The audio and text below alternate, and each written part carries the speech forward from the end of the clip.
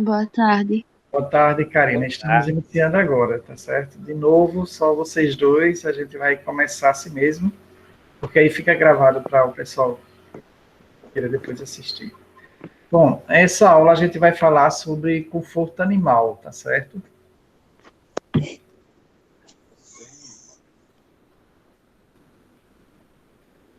Bom, a gente já falou muito sobre sombra, sobre as árvores e tal, aí hoje a gente vai discutir um pouquinho mais sobre isso, tá? Então, primeiro, a gente viu que várias questões são evitadas pelas árvores, como, por exemplo, a diminuição da erosão, né, é um deles. Outro é a diminuição da temperatura do solo também, principalmente em regiões muito quentes, né, como a nossa. Uma outra vantagem é a retirada de minerais de regiões mais profundas através das raízes. Então, vamos lá, vendo aqui o texto, tá certo?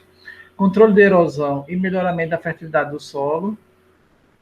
Esse melhoramento da fertilidade do solo pelas folhas que caem, que se transformam em matéria orgânica, serão conseguidos se árvores de características favoráveis forem introduzidas na pastagem, em número suficiente e em disposição adequada. Esse número suficiente é que seja possível a gente colocar ao máximo a quantidade de árvore possível, desde que ela não sobreponha, né, ou sombreie completamente as pastagens. Então, existe aí, no caso, meio termo. Quando as árvores estão maiores, a gente pode dar umas podadas, principalmente no inverno, para que abra mais espaço para as plantas que estão abaixo delas. No caso, se for forragem ou se for agricultura, a gente pode dar uma podada meio drástica para que o sol passe em grande quantidade. Quando chega o verão, essas árvores já têm recuperado bastante as folhas e vários galhos, e aí aumenta o sombreamento na época mais quente. Então, é uma outra vantagem aí, quando a gente faz isso, a derrubada dos galhos e das folhas no solo, que vão melhorar sempre a cada ano, né? Que a gente faz esse desbaste das árvores, a gente está melhorando a quantidade de matéria orgânica disposta no solo. Árvores com raízes profundas e as que têm capacidade de fixar o nitrogênio do ar atmosférico, no caso das leguminosas, são as mais indicadas, porque elas vão trazer esse benefício a mais para o solo, né? Nem todas as plantas conseguem ter a simbiose com as bactérias, mas aí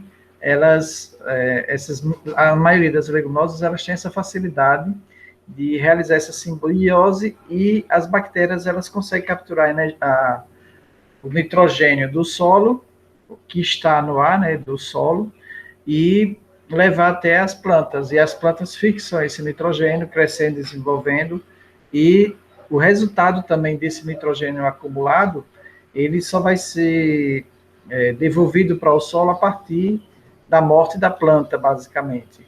O nitrogênio é um gás, né? Então, a captura desse gás e transformação de gás para um aminoácido é a grande vantagem que é conseguida aí.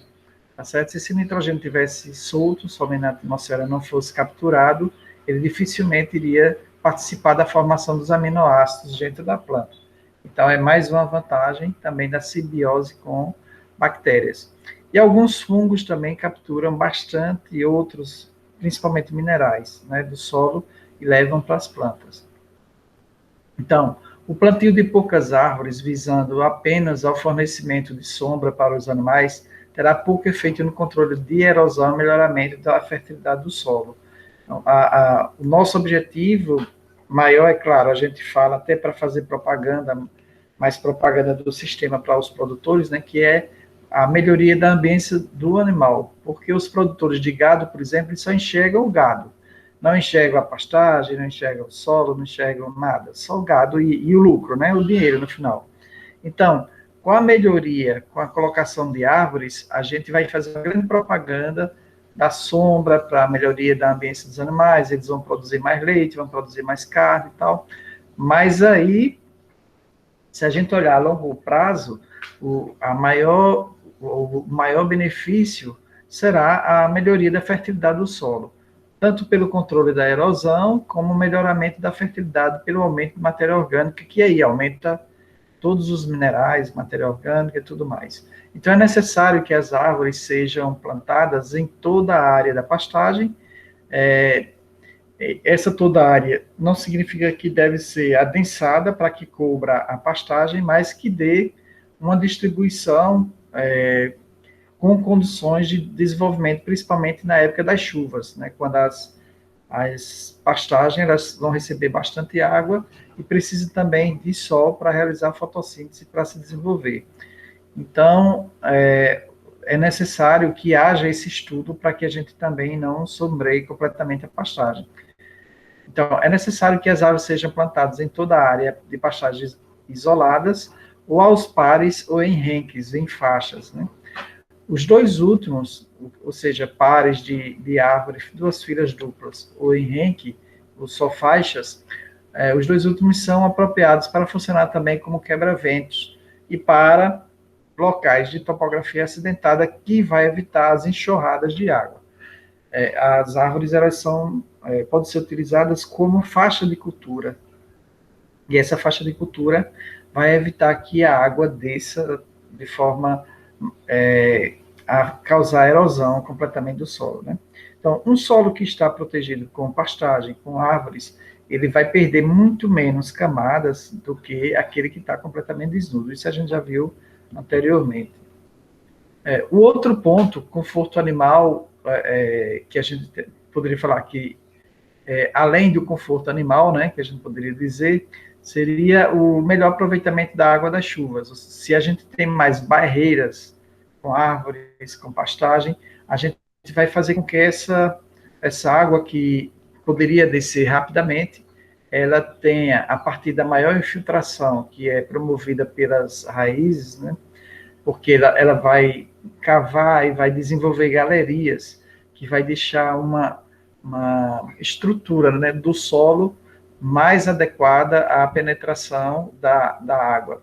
E com isso, a infiltração ela vai ser mais rápida e vai evitar também o acúmulo de água superficial que pode promover, né, as enxurradas e a erosão. Então, essa cobertura do solo ela vai trazer uma boa resposta a esse aproveitamento de água no geral. Então, aí nós temos as pastagens de gramíneas, se bem formadas e bem manejadas, são dos principais meios de se conseguir boa cobertura vegetal do solo. Com árvores, além do melhor, a cobertura vegetal, o solo ficará mais poroso. Então, se a gente observar um solo completamente desnudo, ele fica adensado e a parte superficial é como se fosse um concreto, né? Às vezes tem uma areiazinha por cima, mas quando você vai cavar, vê que ela é muito adensada. Nas áreas que a gente vê que tem árvores, que tem pastagem, a gente vai ter solo, às vezes, adensado pelo movimento dos animais, mas ao você cavar, você vai ver que as raízes, elas deixam uma certa porosidade e uma capacidade de absorção de água muito maior do que se não tivesse nenhuma planta. Então, essa cobertura também, ela vai proteger dos raios solares diretos e vai proteger também da perda, né, de matéria orgânica e de nutrientes com as enxurradas de água. Então, na verdade, as pastagens e as árvores, elas são um grande lençol, né, que cobre os solos e que protege os solos das intempéries no geral. Das intempéries que a gente fala, chuva, vento, alta temperatura, pisoteio demasiado dos animais, que pode tanto adensar como destruir o solo que durou tantos milhares de anos para ser construído. Então, é nesse sentido que as árvores também, elas vão muito mais além do que somente a produção de sombra, tá certo? Então, não é só o conforto animal, mas aí temos várias outras vantagens. Bom, uma outra questão é a produção e valor nutritivo da forragem. Uma das principais vantagens da arborização de pastagem é o aumento da disponibilidade de nitrogênio no solo, tanto pela fixação de nitrogênio com as simbioses, se forem leguminosas, como também o aumento da queda de folha de material, de galhos e tudo mais, que a gente pode jogar no solo e aumentar a fertilidade. Com isso, aumentando também a produção forrageira, porque vai ter um solo mais fértil.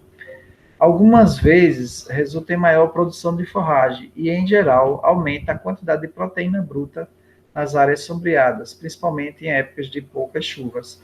A gente viu na outra aula que embaixo das árvores foi feita análise bromatológica em várias plantas forrageiras e se viu que aquelas plantas elas não crescem tanto, mas tem um aumento no teor de proteína, que é uma compensação, né? Ou seja, o animal vai comer menos, mas vai ter mais alto teor de proteína. Já fora da sombra da árvore, vai ter uma planta maior, mas com menos teor de proteína. O que a gente quer é que tenha uma quantidade boa de proteínas, né? Esse resultado é interessante porque são a partir das proteínas que os animais vão ter o desenvolvimento plástico, né? O desenvolvimento celular que vai aumentar a quantidade de carne, a quantidade de leite. Então, tudo depende da proteína. Então, se a proteína ela está aumentada, se a forrageira ela dá maior condições de desenvolvimento, é claro que nós vamos ter, nesse caso, um desenvolvimento maior da planta. Bom, conforto animal não é a única vantagem das árvores em pastagens. E aí nós temos também outros pontos. Controle de geada, a gente aqui não tem geada, né? A gente tem aqui, na verdade, é falta de água. Mas até que esse ano tem chovido bastante, né? Esse ano, graças a Deus, a gente já está em novembro e ainda onde a gente anda está tudo verde. Até o sertão está verde, não é isso? Isso, professor. Graças a Deus a gente teve um ano muito bom. Passamos por vários anos de seca, né? Aí atrás, 2015, 16, 17 e até 19, quase 18, foi muito seco. A 19, o ano passado já foi melhor e esse ano está muito bom, graças a Deus. Então, as pastagens resultam também da melhoria de sua proteção no solo, né? Tanto abaixo das copas como fora das copas das árvores, elas vão reduzir os danos de erosão e vão proteger o solo, tanto as árvores como as pastagens. Aí, no caso, se não é geada para a gente, mas é seca, né? Então, a sombra da árvore, ela diminui a evaporação da água que está no solo. Se ela diminui a evaporação da água que está no solo, ela vai estar protegendo o solo, conservando a umidade. Então, isso já é um grande benefício, né? Portanto, a arborização de toda a pastagem pode resultar em importantes benefícios que, além de garantir o conforto dos animais, melhora a qualidade da forragem e valoriza a propriedade. As principais condições para se obter essas vantagens das árvores são, primeiro, usar forrageiras tolerantes ao sombreamento. A gente viu já também que nós temos algumas forragens que não são tolerantes ao sombreamento. Então, se a gente coloca embaixo das árvores, elas não vão se desenvolver. Então, tem que procurar quais as que vão sobreviver sob sombra. Mas se não tiver nenhuma que sobreviva sob sombra, aumenta o espaço entre as árvores e entre as árvores se planta uma forrageira onde tenha partes do dia que o sol vai estar intenso e vai desenvolver essas forragens, né? O que a gente não pode é cobrir toda a pastagem, porque aí não vai ter passagem de luz e vai diminuir a produção de matéria seca. Uma outra questão é usar árvores que tenham características favoráveis. Que características são essas? São árvores que têm madeira, que têm sombra, mas que não é uma sombra de uma copa muito grande, muito fechada, né? Como o juazeiro, por exemplo. Vou fazer uma comparação entre o juazeiro e o angico. Vocês dois conhecem, né? As duas? Sim, professor, sim. Karina conhece também, né?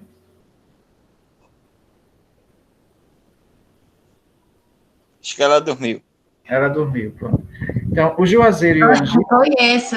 Ela está acordada. Certo. Então, o juazeiro tem uma copa, quando ele está bem cheio, bem verde, ele tem uma copa bem fechada. Então, dificilmente passa luz solar ali. E aí, dependendo da copa, se for muito grande, muito largo, ele vai cobrir completamente o solo com a sombra e não vai deixar nenhuma pastagem ali estar se desenvolvendo. Já o angico, ele tem, a algaroba também tem folhinhas pequenas que, mesmo a planta estando embaixo dele, vai receber ainda a luz solar, né? Então, há uma possibilidade de desenvolvimento de madeira do angico, há uma sombra, mas é uma sombra que vai deixar passar sempre algumas frechas, né, de luz solar, e com isso ela vai ter, as pastagens que estão abaixo dela vão ter uma certa condição mais favorável para desenvolvimento. Uma outra questão... Professor, Oi. então a algaroba seria um meio termo para o semiárido, porque tem muitas pessoas que falam que ela é boa por conta que as raízes vai muito longe e puxa muita água. Só que, por um outro lado, tem essa questão do sombreamento. Isso. Falam muito da algaroba. A algaroba não é brasileira, né? Então é uma planta que não é brasileira, é exótica. Então eu acho que a gente tem que utilizá-la mais com certa cautela, porque ela também se dissemina muito, muito rapidamente, né? Mas aí nós temos várias outras plantas que a gente pode substituir a algaroba. Quanto à questão de água, o que ela tem são raízes que são muito superficiais. Aí a gente acha que só ela puxa água, mas todas as plantas elas precisam de água, igual a algaroba ou mais, né? Qualquer planta ela vai precisar de muita água. E não é que ela está estragando a água, ela retira a água e eleva para a atmosfera, para aumentar a umidade da atmosfera e vai levar essa água que estaria às vezes perdida, vai levar para formar chuva. Mais para frente vai chover. Então a gente recebe uma chuva de algum lugar atrás que formou, né? Mas essa água que sai do solo, ele é interessante. É o ciclo natural da água, né? E outra coisa, a gente não vai controlar a seca do sertão, o clima semiárido, porque a gente quer, ou é um problema, um castigo, não é isso. Então ele vai sempre existir. O que a gente tem que estudar e melhorar é as condições de convivência com o sertão, com a seca, com o semiárido, né? Então, as formas de conservação de água, as formas da gente produzir, o momento de produzir plantas que não necessitem de muita água, isso tudo todo mundo sabe, né? Tá certo? Mas aí existem os mitos, como o eucalipto também. Todo mundo fala muito o eucalipto precisa de muita água e tal. Ele vai buscar água lá embaixo no subsolo. Mas se não tivesse o eucalipto, essa água ia para onde? Ficaria lá no subsolo, não seria utilizado nunca. Então ele faz o papel de uma bomba que vai puxar e vai jogar para nosso ambiente, né?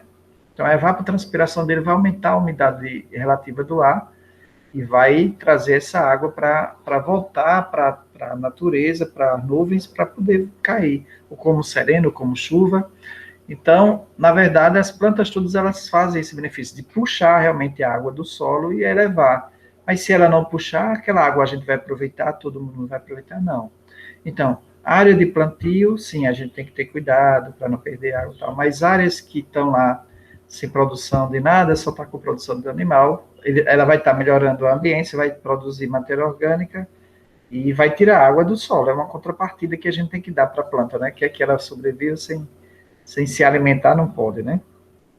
Mas dizer que ela puxa muita água, viu, Karina? Isso aí é um mito. Todas as plantas puxam água. Todas as plantas, elas precisam. As árvores, elas precisam, no mínimo, 30 litros de água por dia. Então, quanto maior a planta, se a algaroba é muito grande, ela vai precisar de mais. Se ela for pequena, ela precisa de menos. O angico precisa, o juazeiro, a catingueira, o mororó, a pata de vaca, né? Todas essas precisam de água, não tem nenhuma que não precisa, tá ok? Dependendo do tamanho dela, da copa, ela vai precisar de mais água ou menos água. Então, dizer que a algaroba ou é só aquela outra precisa e puxa muita água, é uma visão de que a gente tem que ter cautela, né? Porque todas precisam. Se a gente disser, não, todas precisam de muita água, pronto, o povo vai derrubar tudo. Então, a gente tem que ter cautela até no que fala. Alguém já falou isso, né? Eu já vi várias palestras dizendo que a gente tem que acabar com a algaroba, porque a algaroba não é nossa, blá, blá, é uma praga, tal. Mas eu acho que todas as árvores no semiárido, todas elas, se a gente conseguisse forrar de árvores o semiárido, a gente teria uma mudança climática drástica, né? Porque as árvores... Entendi. Eu perguntei... Oi? Eu perguntei justamente por isso, porque, tipo, como lá onde eu moro tem muitas cisternas, as pessoas falam, não plante algaroba perto, porque vai acabar puxando.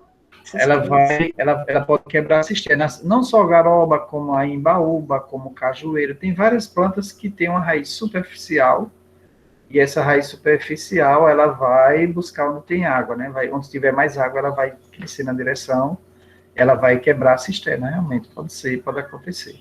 Mas aí não é porque ela é ruim, ela é saber onde vai colocar ela, não é isso? A função dela não deixa de ser nobre, né? De produção de tanta coisa, de tanta vantagem, né? Inclusive produz uma vagem que pode ser feito um farelo muito bom, não é isso? Para os animais. E se faz até cuscuz. Eu já comi cuscuz de vagem de algaroba, é muito gostoso. Né? Naquela cuscuzeira, você moe ela e coloca no lugar, vai Maria, é de lamber os dedos.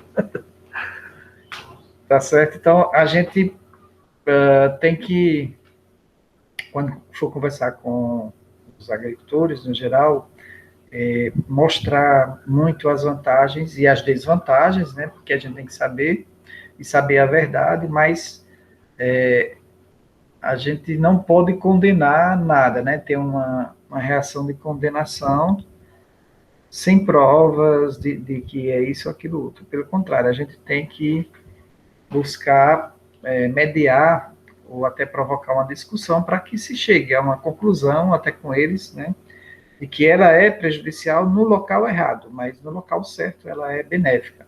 Assim como o eucalipto também, assim como a cana-de-açúcar, né? Muita gente, eu tenho raiva de cana-de-açúcar, a cana-de-açúcar tem culpa de nada, né? Quem faz a coisa errada é o ser humano, não é a cana-de-açúcar. Nem é a algaroba, nem o eucalipto, né? O ser humano é que bota ela no lugar errado, procura explorar outros seres humanos pagando pouco para que eles trabalhem horas e horas, e assim vai, né? Mas a própria planta ela não tem culpa, ela só traz benefícios, né, no geral.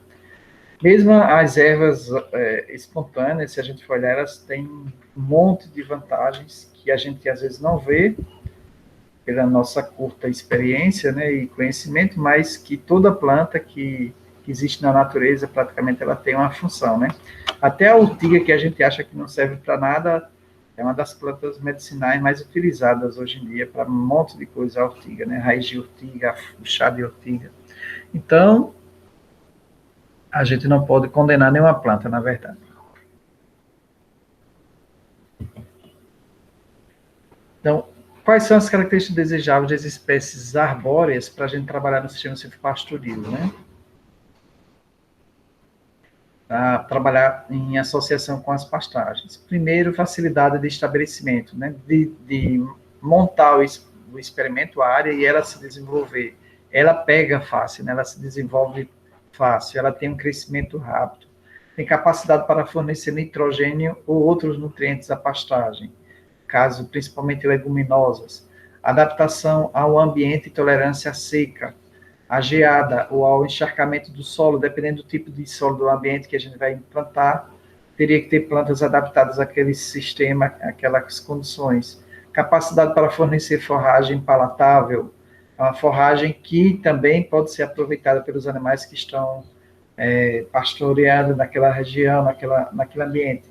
Ausência de efeitos alelopáticos sobre as plantas associadas, ou seja, ela não joga no solo, no ambiente, nenhum hormônio ou fito-hormônio que vai diminuir o desenvolvimento da outra planta. Ela não vai competir com hormônios, mas ela vai ter uma associação, né? Vai ser planta companheira, uma vai ajudar a outra. Tolerância a ataque de insetos e doenças que causam pragas. A gente deve evitar para que não tenhamos pragas na pastagem, por causa dessas plantas. Pastagem ou na árvore, né? Ausência de efeitos tóxicos para os animais. A gente não pode plantar plantas que venham a causar a morte dos animais, que aí é um grande prejuízo, né? Tem algumas plantas que são tóxicas para os animais, como maracujá, por exemplo. Maracujá é tóxico para o bovino. Se a gente plantar dentro da nossa área de pastagem maracujá, a gente vai estar prejudicando o bovino. Tem várias outras plantas que são tóxicas. Vocês podem até pesquisar quais são as plantas tóxicas para os bovinos. Tem umas que são plantas de mais regiões meio alagadas, costuma ter algumas plantas tóxicas. Capacidade... Oi. O algodão de seda é tóxico? O algodão ele tem uma substância chamada gosípio. Todo seda como ele, né? A família toda tem um gosípio. Tem uma substância que é tóxica. Agora, só se for em grande quantidade. Depende da quantidade que o animal vai consumir. A leucena também, os braquiárias, todos eles têm substâncias, são taninos, né? Flavonoides, terpenoides, mas aí essas substâncias elas vão em algum momento ser ativadas, né? Mas a maioria é quando se usa em grande quantidade. Por isso, quando se usa essas árvores ou plantas assim maiores, a pastagem a gente tem que passar com os animais menos tempo e ter uma diversidade maior. Se eles passarem, por exemplo, para consumir leucena, eles devem passar só 1 hora por dia consumindo só leucena. Mais do que isso, já pode intoxicar. Então, já sabe que é um período. No geral, as leguminosas a gente não pode dar, assim como as gramíneas, né, que eles comem mais, são menos tóxicas. As leguminosas, elas têm uma quantidade de taninos bem maiores, e aí a gente deve evitar alta concentração, tá certo? Então, quando a gente também faz o consórcio, elas estão em menos quantidade, e aí os animais vão comer um pouco. Os bovinos, eles têm uma capacidade de se alimentar menos de algumas plantas e substâncias, né, como sal mineral também, menos do que uma dose letal. A não ser a mandioca. A mandioca, como eles comem a folha, eles não conseguem perceber que há o ácido cianídrico, né? Então, como eles não têm essa capacidade, às vezes, alguns animais comem mandioca a mais, e ela, pela quantidade de ácido cianídrico que tem ali naquele momento, e o contato com a água, né, pode vir a morrer. Mas, no geral, os animais, assim, têm uma tolerância muito boa e eles conseguem controlar essa quantidade, né? Mas é claro que, sabendo que tem planta tóxica que pode matar o animal, sabendo que ela, em grande quantidade, pode matar o animal, a gente tem que se precaver, né? E evitar. Outra questão em relação à árvore é a capacidade para fornecer sombra, abrigo, controle de erosão, que é o que a gente vinha falando antes, né? Além da sombra, a gente tem que ter essa visão de que o nosso solo, ele deve ser um solo vivo, com boa fertilidade, com muito micro-organismo, com muita minhoca, tá certo? Para que ele seja um solo que vá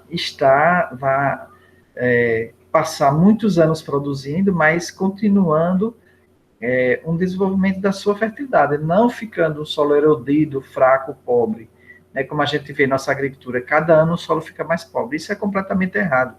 A gente tem que, cada ano, aumentar a quantidade de matéria orgânica nesse solo, movimentar para que haja uma melhoria da fertilidade, não uma diminuição da fertilidade, mas um aumento da fertilidade. A gente, como profissional das ciências agrárias, a gente tem que buscar isso, né? Então, hoje está se valorizando mais a agroecologia, o solo, né, a fertilidade do solo e os produtos naturais, a agricultura orgânica. Então, para tudo isso, que não é novo, tá certo? Isso aí já se discute há mais de 100 anos, mas sempre com a Revolução Verde, houve uma cultura divulgada, né, para todo mundo, que a gente tinha que produzir o máximo, não importava como, era com veneno, sem veneno, tem que produzir porque a população está crescendo, e com isso as empresas enriquecendo de venda de herbicida, fungicida, de tudo quanto é sida, e sem levar em consideração a saúde do ser humano, em geral, e sem levar em consideração a perpetuação dos solos. Quer dizer, os solos, a gente tem que trabalhar neles sabendo que outras gerações para frente vão precisar de solo. Não podemos ser egoístas em relação a isso, né? Então, a gente sabe que as gerações passadas aí trabalharam esses últimos 30, 40 anos, trabalhou a maioria dos produtores sem muito respeito às matas, ao solo, à vegetação no geral, aos animais. Então, foi uma destruição muito grande, principalmente nos últimos 20 anos. Então, a gente precisa dar um start um stop, aliás, nesse tipo de agricultura, de desenvolvimento, porque, na verdade, isso não é desenvolvimento, isso é uma autodestruição, né? Quando a gente destrói o próprio solo, que a gente sabe que ele é responsável pela produção de alimento, a gente está se autodestruindo. E fica pensando, pesquisando formas de produzir em estufas, em prédios, e não sei o que, tal, ao invés de fazer algo que está aí já pronto, que é o solo, manter ele fértil, né? Então, outras características citadas por Baggio e Carpanese, em 1988, são: espécies arbóreas devem ser preferencialmente perennifólias. O que é perennifólias? Que ficam com o ano inteiro, né, com folhas perenes. Ser resistente ao vento, não quebrar fácil, não cair fácil. A algaroba tem um defeito, né? Tem uma raiz muito superficial, quando ela está grande, dá um vento forte, ela vira, porque as raízes não conseguem aprofundar e não segura o peso. Tem raízes profundas, que vão buscar... Então, a algaroba, ela deixa de ser uma planta interessante por isso, mais por isso, certo? Porque ela tem uma raiz muito superficial, ela aproveita a fertilidade do solo superficial, que vai competir com a pastagem, que vai competir com nossas culturas, e ela cai com facilidade, ela não vai buscar minerais lá embaixo, né, na parte mais profunda. Então, não é uma planta que a gente possa colocar como uma planta de boas características para o sistema silvopastoril. Tem raízes muito superficiais. Ela rebrota também e tem silvicultura conhecida. Rebrotar quando você precisar cortar para madeira, ela vai rebrotar galho, sem que seja necessário você plantar tudo de novo, começar, porque a raiz já vai estar formada e esses novos galhos vão aproveitar as raízes que já estão formadas e vai crescer com mais facilidade. Então, várias plantas, a gente pode fazer esse sistema no sertão, né? Como a catingueira mesmo é uma planta que se adapta muito bem. Isso tem raiz profunda, recupera-se rapidamente, rebrota os galhos, a jurema preta também, até o próprio juazeiro rebrota. As plantas da caatinga, no geral, a maioria das plantas, as árvores, elas têm uma certa rebrota. Algumas, inclusive, conseguem crescer a partir de galhos, né? Como a imburana, como o cajá, um bucajá. Você planta o galho e ela se recupera. A pata de vaca, né? O mulungu. Então, são plantas que a gente pode até plantar galhos e elas sobrevivem. Então, são plantas muito interessantes. Principalmente o mulungu, a gente falou, essas plantas que têm menos folha e crescem rapidamente, a gente pode utilizar muito para cerca viva, né? Cerca viva do mulungu é fantástico. Você coloca a estaca, com um ano ele já está cheio de galho, você vai cortando esses galhos, vai mantendo. E não é uma madeira de lei, mas é interessante. Já a imburana é uma madeira de lei que a gente pode utilizar. O sabiá também, é claro que o sabiá ele joga muita semente, tem que ter sempre um controle anual, né? Para não deixar ele fechar tudo, senão vira uma floresta rapidamente. Mas é uma madeira fantástica, que cresce muito rápido, uma brasileira, né, que produz uma quantidade de folha no verão, cai, folha fica tudo forrado, o pessoal acha que é sujeira. Aquilo é uma fábrica de adubo fantástica, que é a sabiá. A gente aqui, na verdade, é burro, né, que é burrinho de carga, que não sabe aproveitar o que a natureza dá de graça. A gente tem que aproveitar as folhas, os galhos que caem, cortar galho e deixar em cima do solo para ele apodrecer junto com o solo e movimentando, criando micro-organismos. Tem que ser um solo vivo. Essa vitalidade do solo a gente tem que ter sempre em mente, sempre em vista, principalmente em região mais quente. Qual o problema maior do solo do sertão? Falta de fósforo, falta de matéria orgânica. E como é que se consegue? Colocando matéria orgânica. Matéria orgânica tem fósforo, tem potássio, tem tudo. Tá certo? Então, galho, folha, tem todos os minerais. Então, vamos colocar esse negócio no solo. Isso nunca foi sujeira. Queimar folha de feijão, casca de feijão, as folhas de qualquer árvore que cai, sujeira, joga fora e queima. Então, isso é uma grande burrice, na verdade, né? A gente tem que aproveitar as cidades mesmo. Todo aquele lixo de folha que cai nas cidades é jogado fora, ninguém aproveita. Poderia ser feito composto muito rico e até vendido mesmo para ajudar na prefeitura, se fosse o caso. Então, essas características das árvores que a gente precisa valorizar, né, no geral. Então, nosso grande espelho são as florestas. A gente entra na floresta, a gente vê todas as árvores sem praga, crescendo naturalmente, frondosas, com muita saúde, não é isso? Não tem praga de gafanhoto, de lagarta, de nada. Está lá tudo tranquilo, só os grilos cantando, os passarinhos cantando. Então, essa saúde, essa vitalidade, essa recuperação que vem da energia que vem das folhas, é que a gente tem que trazer para a nossa agricultura, aprender com a floresta, né? E os índios viveram aqui na América milhares e milhares de anos sem precisar de uma gota de inseticida, herbicida ou qualquer coisa, e sempre sobreviveram muito bem, muito saudáveis, não tinham doenças. A gente, hoje, procura modificar tudo da natureza para tornar industrializado e, na verdade, a gente tem transformado em uma sociedade doentia, né? Bom, nessa tabela a gente tem a produção média, gramas por metro quadrado, de gramíneas sob 3 diferentes classes de copa. De árvores em savana da Nigéria, de copas. Bom, aí nós temos aqui a copa 1, copa 2 e copa 3. Em julho, gramas por metro quadrado, tá certo? De produção de gramíneas, gramas de matéria seca, por diferentes tipos de copa. Aí nós temos, em julho, 5.1, copa 2, 9.3 e copa 3, 13.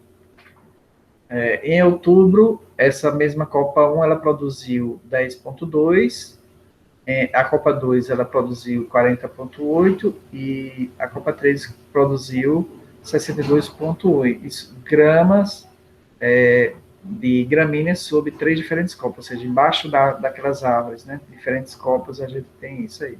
Então, a copa 1, árvore com menos de 3 metros de altura, tá certo? Então, teve a produção menor de matéria seca, né, das gramíneas. Copa 2, árvore com 3 a 7 metros de altura.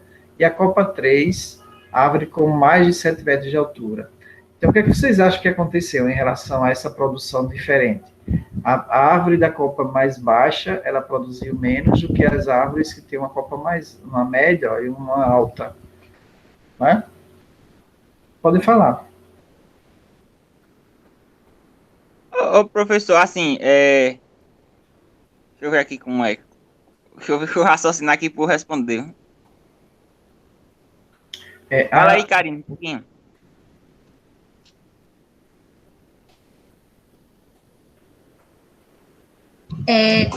O desenvolvimento da gramínea de acordo com a questão do sombreamento, né, professor? Isso. Então, quanto mais baixo ele produz mais sombra, ou quanto mais alto ela produz mais sombra? Quanto mais baixo? Sim. Essa primeira, copa 1, são as árvores mais baixas, né? Então, as copa 1, elas têm árvores com menos de 3 metros de altura. A copa 2, ela tem árvores com 3 a 7 metros de altura. E a copa 3, árvores com mais de 7 metros de altura. São árvores mais altas, né? Então, se essa 3 é a mais alta, não é a que produziu mais, em julho? Isso. 13. Mais do que o dobro do que a copa 1, que é baixinha. Então, significa o quê? Se a copa, esse tronco aqui da árvore, olha para o touro aqui, essa copa aqui vai ter mais ou menos 3 metros de altura, mais entre 3 e 5 metros de altura.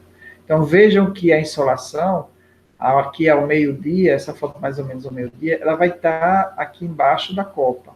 Mas quando o sol está de manhã, o sol vai entrar aqui embaixo. E à tarde também o sol vai entrar embaixo. Entendeu?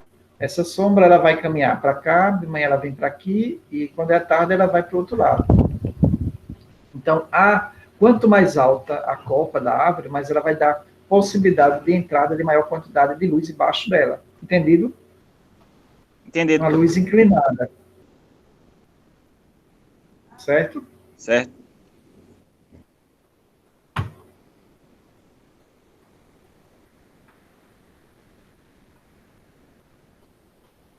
Eu vou só riscar aqui, ó. A gente tem uma árvorezinha aqui, uma copa. Essa é a árvore baixinha, tá certo? Uma outra árvore aqui mais alta. E aqui uma árvore de mais de 7 metros.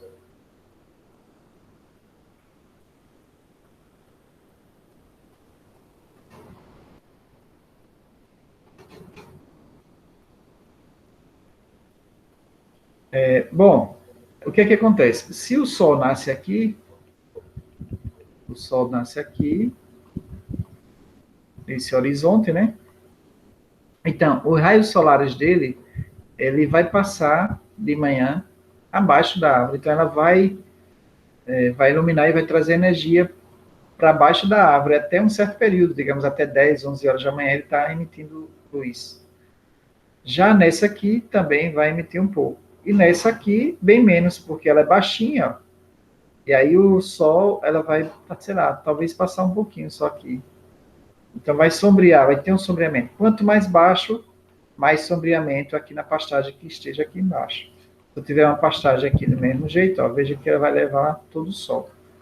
E à tarde, o contrário, né? À tarde, a luz viria desse lado de cá. Então, também, sempre as árvores mais baixinhas, elas vão ter um sombreamento maior. E as mais altas vão dar condições de passagem de luz para toda a área embaixo da copa. Por isso, essas árvores que têm uma copa mais alta, as plantas que estão abaixo delas vão levar luz solar durante a manhã e durante a tarde. E durante o meio-dia, a copa vai estar bem acima, vai produzir uma sombra e vai perder menos água, porque tem menos insolação direta. Então, as árvores maiores vão trazer maiores benefícios para a pastagem do que as árvores mais baixas. Aí vamos ver aí a diferença de uma planta de angico antiga, bem velha já, né? Angico manjolo, que ela vai ter 7, 6 metros de copa, de altura da copa, e um pezinho de limão, que está lá baixinho ali, tá certo? Então, falar nisso, Lázaro, você conseguiu tirar foto lá da fazenda, que você falou do pessoal que está fazendo Ainda não fui para lá não, professor. Ah, ok. Eu acho que eu vou essa semana lá. Tá certo. Eu tirei algumas fotos de comecei, né, o ano passado, um plantio dentro da pastagem de limão consociado com graviola. Aí eu tirei algumas fotozinhas. Tá no meu celular. Vou colocar no grupo. Aqui não tem como colocar. Aham. Tá bom. Eu também fiz lá uma área lá, professor, lá no meu terreno lá. Uma área eu introduzi 300 plantas. Entre elas ficou a glicídia e a moringa. Uhum. E a glicídia ela vem apresentando maior resistência que a moringa. Uhum. Ótimo. A moringa se vende até a semente, né? Você botando na internet que tem semente de moringa, o quilo a R$20, sei lá, por aí você vende, viu? Isso. Pode juntar. Glicídia também, é cara a semente de glicídia. E eu vou precisar de muito esse ano, de muita semente. Uhum. Ok.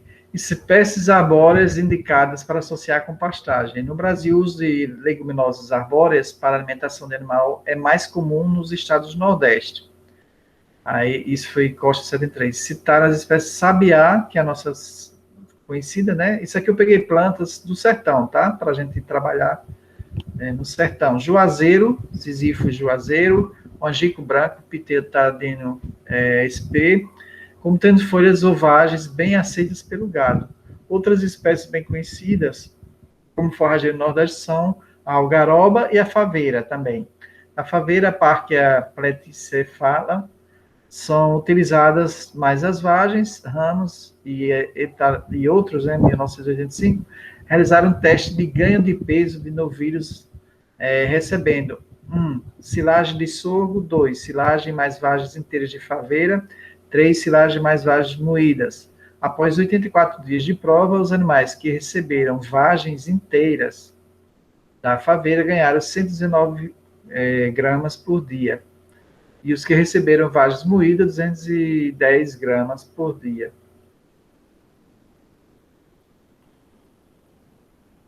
Deixa eu ver se eu corrijo aqui, porque depois...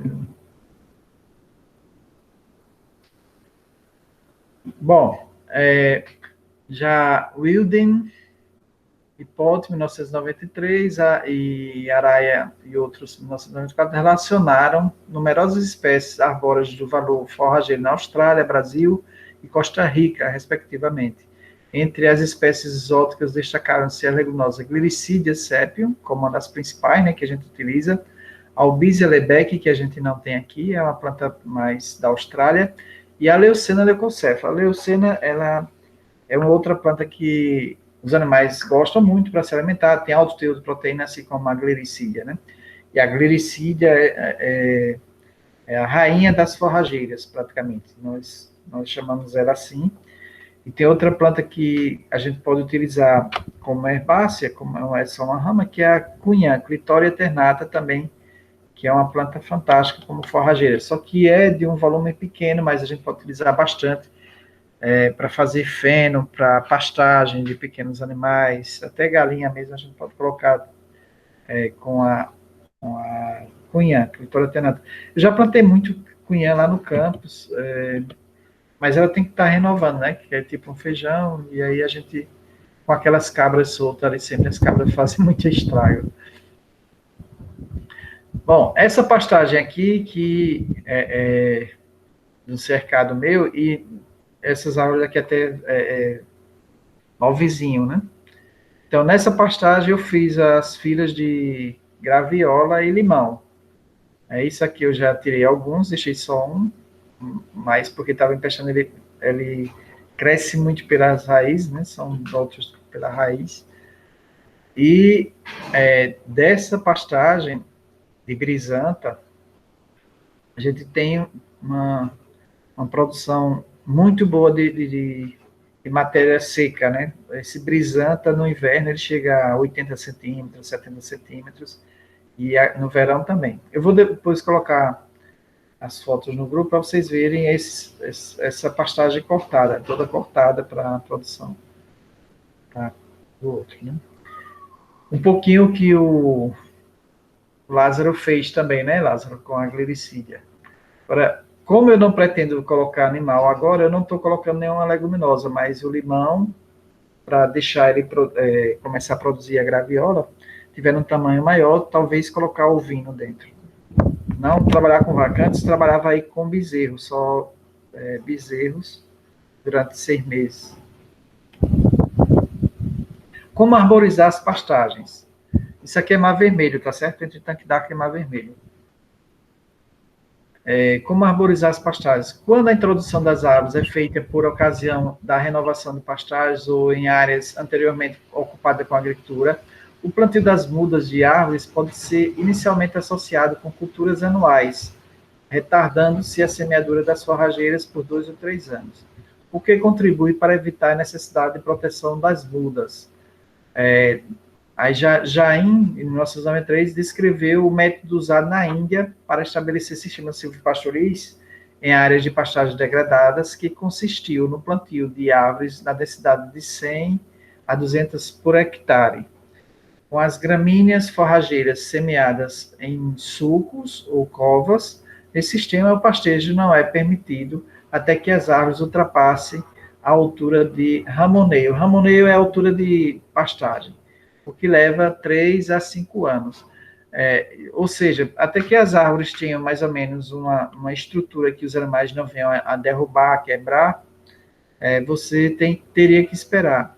Então, eu acho, né, que o que a gente pode fazer melhor é a gente ter... Vou pegar a caneta aqui. Então, a gente ter, no caso, no primeiro ano, uma área, né?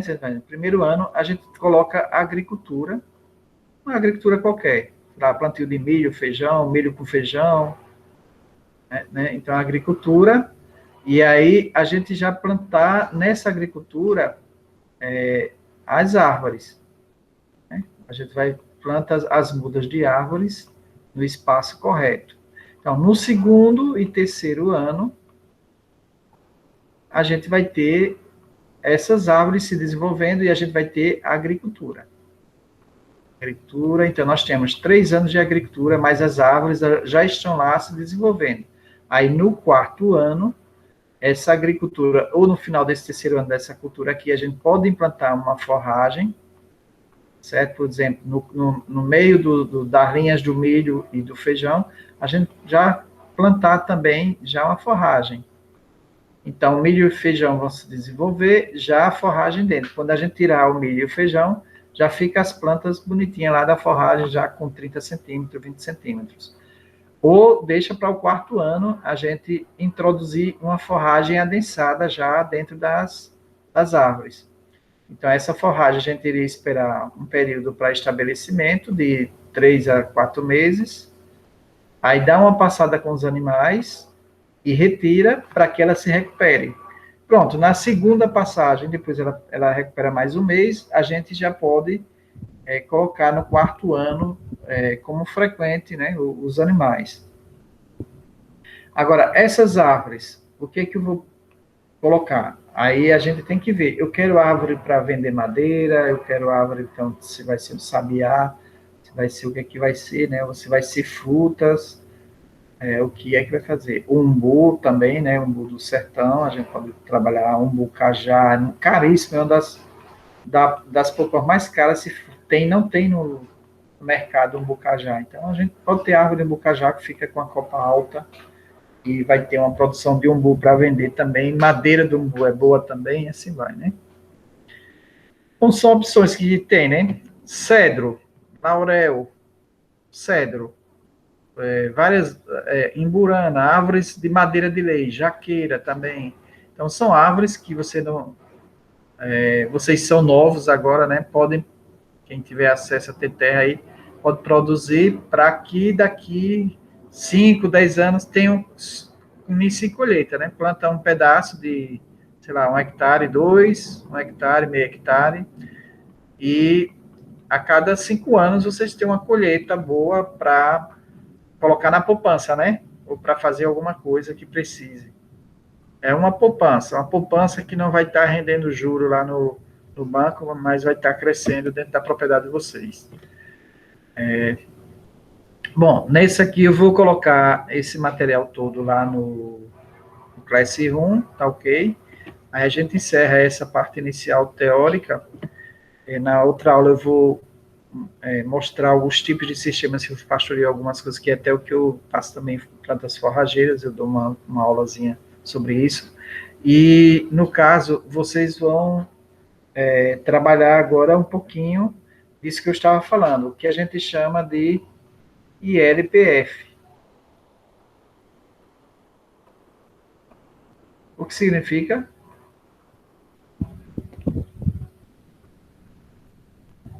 Integração lavoura, pecuária, floresta. Isso, pronto. Então, essa semana vocês vão fazer uma pesquisa sobre isso aqui, ILPF, e a gente vai discutir também na outra aula um pouco sobre ILPF, e não precisa vocês fazerem uma coisa longa, mas a definição do que é ILPF, quais são as vantagens, tá certo? Com isso, a gente, depois disso aí vocês vão apresentar um trabalhozinho rápido, no final agora de novembro, na última semana já, ou a 1ª de dezembro, e a gente encerra a disciplina, tá certo? Tá ok, professor. Então, na próxima aula, a gente vai estudar um pouco, vocês vão trazer material sobre ILPF, eu vou colocar alguma coisa também no sistema para vocês verem, de vídeo e material. Vocês vão pesquisar, a gente vai ver também um pouquinho dos tipos de sistema silvopastoril, e aí eu vejo com vocês aí uma forma de vocês apresentarem o que é que vai ser o trabalho. Vai ser um projeto concreto, né? Vocês vão pegar uma área de vocês, no máximo de 1 a 3 tarefas, ou 1 hectare, tá certo? E vão fazer um projetozinho de implantação de uma área de sistema silvopastoril, ou ILPF também, que é um sistema de agrofloresta, né? Intercalada. Eu coloquei um vídeo lá sobre a agricultura sintrópica. Vocês deram uma olhada?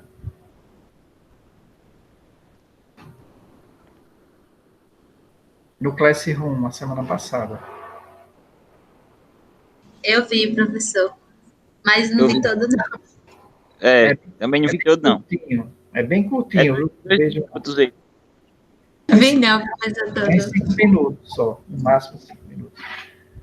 Tá certo? Aí, pronto. Aí vocês estão devendo, então, esse estudo sobre a agricultura sintrópica, tá certo?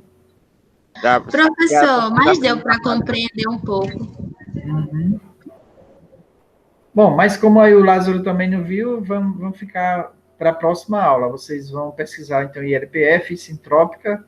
Tiram uma noite aí, uma tardinha, sei lá. Dentro de 1 hora vocês veem isso. tá ok, professor.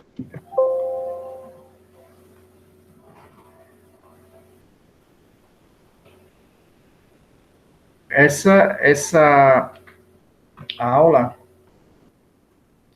ela vai ter uma importância muito grande, esse material que vocês têm para daqui para frente,